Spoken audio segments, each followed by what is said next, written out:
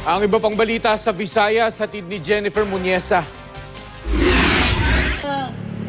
Nagsagawa ng interfaith candlelighting ceremony ang ilang grupo sa UP Cebu Oblation Square. Kasama sa aktibidad ng ilang miyembro ng National Commission on Muslim Filipinos, makabayan at ilang mag-aaral at guro. Bahagi ito ng panawagan ng hustisya sa pagpatay sa SAF 44 sa Mamasapano, Maguindanao. Idineploy na ng Iloilo Provincial Police Office ang ilang pulis sa mga biyahe ng bus sa lalawigan.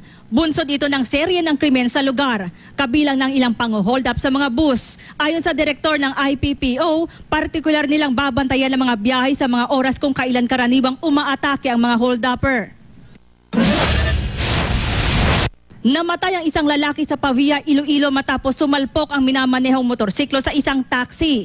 Dinala pa sa ospital ang biktima pero idineklara siyang dead on arrival. Nasugatan naman sa insidente ang angkas ng motorsiklo.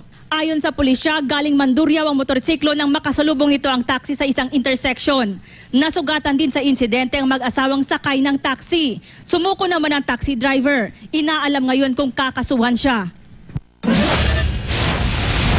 Lumakas ang turismo sa Boracay Island sa Aklan base sa tala ng Katiklan Port. Nasa mahigit 130,000 ang dumating sa isla nitong Pebrero. Mas marami ito kumpara noong Pebrero ng nakaraang taon.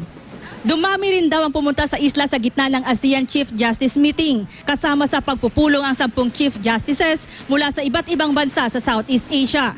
Naging malaking tulong daw ang pagsasagawa ng naturang pulong sa turismo sa Boracay. Jennifer Muniesa, Nagbabalita, Pilipinas.